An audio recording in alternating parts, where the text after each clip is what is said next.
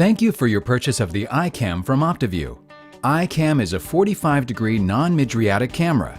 This is an instructional video, which is intended to be used in conjunction with the users and install manuals. The video will be divided into 3 parts. The first is the description of the iCam and its features. Second, how to start the software, enter patient information, and capture an image. Third, how to modify an image once captured. Part 1. Features. The camera sits on the joystick mount and chin rest assembly, referred to as iBase. The iCam is connected to the computer, a power supply, and the iBase. It should be mounted on a table capable of raising and lowering. The chin rest plate should be screwed securely to the table to prevent displacement. Once mounted, the locking screw on the iCam should be securely tightened. The iCam has 4 connections. 2 USB connected to the computer. 1 connection to the medical-grade power supply, which can be located in the bracket and plugged into the table column. And a final connection to the iBase cable, which provides power for the external fixation. Please refer to the install manual for further detail. Turn the camera on.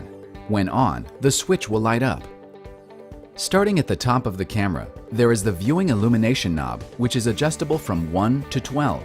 This controls the infrared illumination of the retinal image that the operator sees on the computer screen and illuminates the fixation patterns for the patient. If you select the cornea button in the software display, this knob now controls the intensity of the 3 external LED lights, also with a range of 1 to 12. Both of these functions can also be controlled using the mouse and screen display. The next control knob down is the flash intensity setting, with a range from 1 to 12. This can also be controlled by using the mouse and flash level selections on the computer screen. The diopter compensation selector is used to select the type of photography. Starting with the selector pulled all the way out is C. This is for cornea or external imaging and is meant to be used in conjunction with the 3 external LED lights. It allows for close-up imaging of the external features of the eye.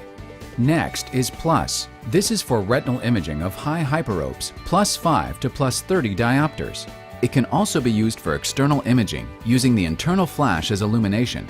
This results in the capture of an external image with the red reflection off the retina showing in the pupil.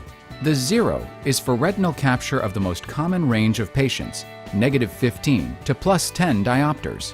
Lastly, the minus is for the retinal capture of high myopes, -35 to -10 diopter range. The last of the controls on the camera is the large blue knob which controls the split focus. The computer screen has a final control. The focus illumination controls the intensity of the split focus projection. Now let's look at the fixation pattern. The fixation pattern of the iCam has 6 objects which are as follows. A large black circle in the center, bisected by the focal bars, contains a triangle for macular imaging of the right eye and a circle for macular imaging of the left eye. To obtain optic nerve images, use the square for the right eye and the diamond for the left. It may be beneficial to show the patient the fixation card and point out the shapes prior to imaging. There are 2 ovals, one for superior and the other for inferior. Any other locations of interest can be achieved by using the external fixation. Now that we have covered the features of the equipment, let's proceed to image capture. Part 2. Patient information and image capture. First, we will capture a macular image, then an optic nerve, an external image with red reflex, and lastly an external corneal image using the front LEDs. Click on Add New Patient. Enter last name. Enter first name. Enter gender. Enter date of birth. Enter ethnicity. Then select Capture. If the patient is already entered, click Search or Show All. Click on the name and select Capture. Macular image capture. This should be done in a darkened room to allow natural dilation. Start with the eye that is of greatest concern, as the flash may cause some reactive constriction of the fellow pupil. Show the patient the fixation pattern card and tell them where you want them to look.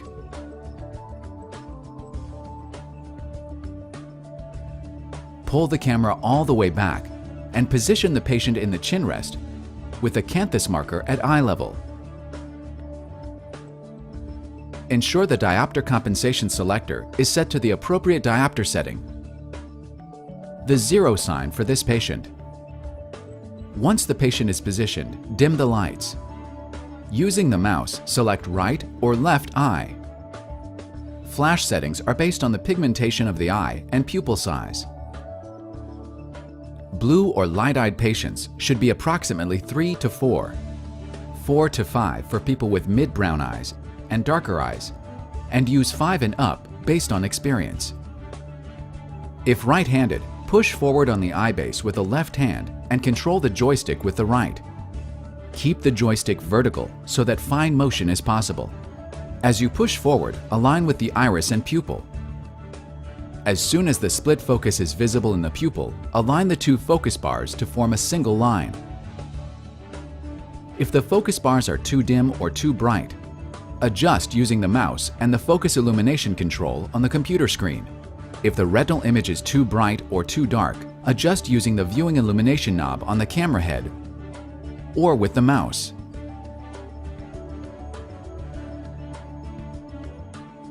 Continue to push forward. Use the joystick to keep the camera centered.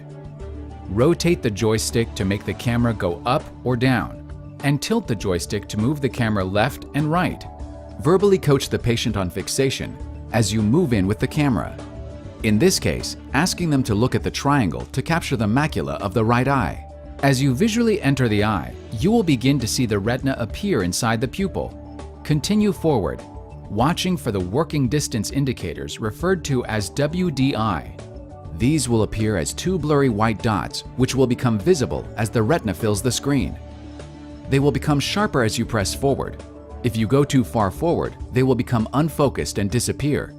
If this happens, pull back, then come forward again. As they become visible, align the sharp white dots on the blue line, spacing the white dots equally from each side. If you are unable to see the WDI, pull back out of the eye, ensure that you are centered, and push forward again slowly. If you are off-center, you may only see one WDI. If this happens, it means you are near the correct working distance, but not centered. If the dots are too high or too low, adjust it by turning the joystick. If there is a single dot located centrally, locate the other WDI by moving the joystick left or right until both dots appear. Once you have the camera and eye aligned, ask the patient to blink once to provide good tear film, then capture using the button on the joystick, or by using the mouse. If satisfactory, select Save, or click Discard and try again. It is recommended to wait until the pupil has recovered before attempting another image. Repeat for the other eye once it has recovered and the retina is visible. Note: mosaic. If compiling shots for a mosaic, shoot the peripheral shots first and end with the macular image. Optic nerve head capture. The following demonstrates how to capture optic nerve images. Repeat the steps listed previously for macular images, but have the patient fixate on the outer symbols, square for the right eye and diamond for the left. Select the eye. Push forward, find the pupil, and focus. Continue forward until the WDI appear. Ensure the optic nerve is central, coaching the patient if necessary. Ensure the working distance indicators are aligned and sharp. Ask the patient to blink. Capture the image with the joystick. Evaluate and save. Capturing external images that show the red reflection of the retina. The capture of an external image with red reflection is dependent on the crystalline lens. Cataracts can block the reflection from the retina. First, select the eye. Next, move the diopter compensation selector to the plus sign and turn the focus knob all the way in the plus direction. Push forward until the exterior of the eye comes into focus. Check flash setting. 5 is a good setting to start.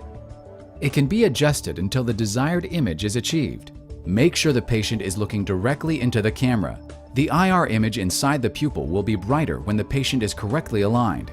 Ask the patient to blink, and capture the image. Evaluate and save. Close external imaging using the 3 external LEDs. For the next type of external image, move the diopter compensation selector to the C marker. Select the eye. Ask the patient to look at the external fixation light. Select the cornea button.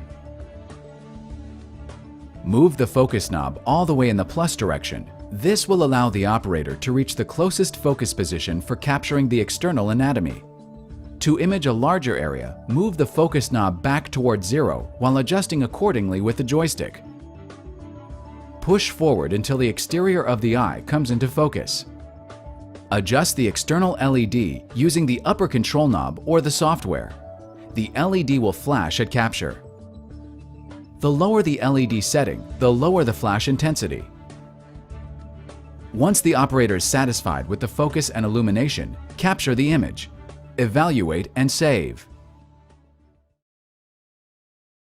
Part 3. Image Review and Adjustment.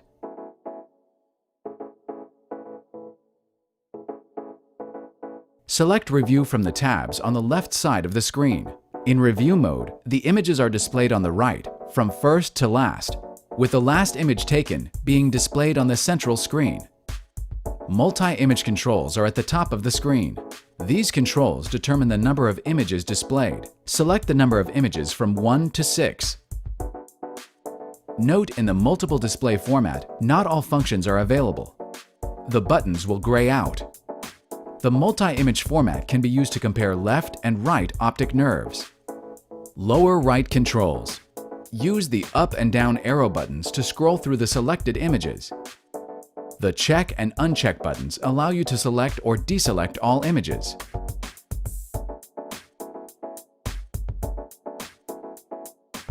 Individual images can be selected or deselected by clicking the box next to the image. The Print button sends the image to the Print function, and the Camera button opens a field that allows a PDF named with patient information to be saved to a folder of the operator's choice. Tools. The tools located on the left side of the screen are used for image modification. Hover the mouse over the button. It will display the title. The Sharpen button increases the intensity of the image. Click once and review results. Repeat if desired. The Undo button reverses any modification one step at a time. The image can also be viewed in a computer-derived red-free version. The Magnifying Glass button allows the drawing of a box and fills the screen with the contents outlined by the box. The scroll wheel on the mouse can be used to enlarge or reduce the entire image. The hand allows the image to be moved to show the areas of interest when the image is zoomed. The Fit button returns the image to the original size. The button with the A allows annotation. Select the button, then start typing.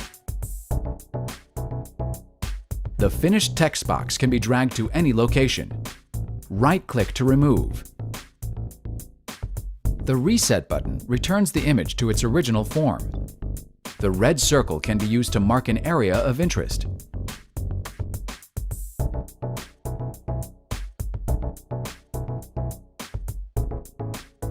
The CD button starts the process to draw the cup and disc.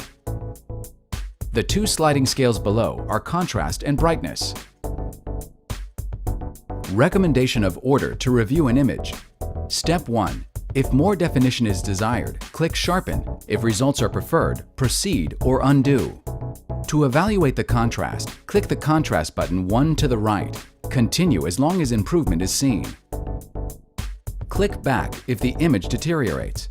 If the image is too dark or too light, use the brightness to modify the image.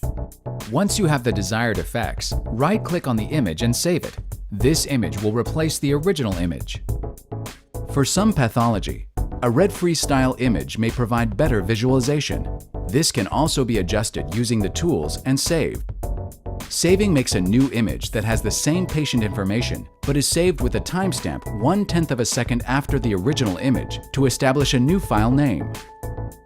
To draw the optic nerve, enlarge the image of the optic nerve by outlining it with the magnification tool or by clicking and rotating the mouse wheel until it is the size you desire.